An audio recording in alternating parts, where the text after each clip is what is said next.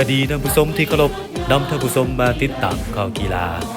มาเบิ่งบรรยากาศขบวนแห่ทนไฟงานมหกรรมกีฬาแห่งชาติครั้งที่ 12 จุดที่ 8 อยู่เมืองไซธานีวันที่ 7 พฤศจิกายน 2025 นี้เพื่อเป็นการปลุกระดมคนป่วยให้มวลชนในทั่วประเทศก็คือชาวนครหลวงเวียงจันทน์ลองมองมาเป็นเจ้าภาพที่ดีเพื่อเฮ็ดให้งานครั้งนี้ประสบผลสำเร็จอย่างจบงามตามจุดประสงค์และคาดหมายซึ่งนำโดยท่านดร.ไพวันแก้วประเสริฐรองรัฐมนตรีกระทรวงสาธารณสุขมีท่านพลตรีสมพรนิตพรเลขาคณะพรรคแขวงพงศาลี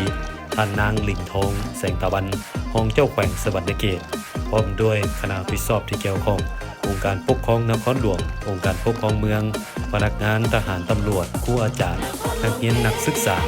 และประชาชนระดับเผ่าเข้าร่วมอย่างเป็นขบวนคดฟื้นขบวนแห่ทนไฟจุดนี้เริ่มจากวิทยาลัยตำรวจประชาชนสำนักงานปกครองเมืองไซธานีโดยพัดเปลี่ยนกันแล่นถึงทนไฟ3ระยะทางจุดละประมาณ200เมตร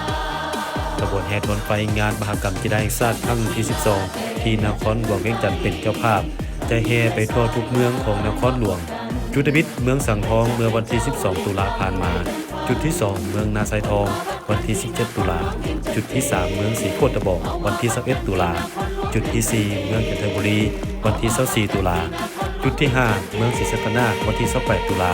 จุดที่ 6 เมืองหาดไซฟองวันที่ 31 ตุลาจุดที่ 7 เมืองปากงืมวันที่ 3 พฤศจิกายนจุดที่ 8 เมืองไซธานีวันที่ 7 พฤศจิกายนและจุดต่อไปจุดที่ 9 เป็นจุดสุดท้ายเมืองไซเซธา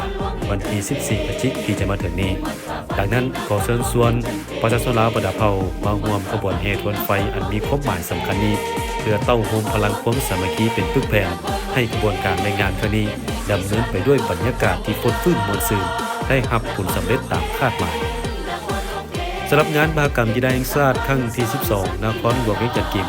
2025 จะมีพิธีเปิดสร้างทางการวันที่ 15 พฤศจิกายน 2025 และจะดำเนินการแข่งขันจนไปฮอดวันที่ 25 พฤศจิกายนเป็นมื้อปิดการแข่งขันทางการ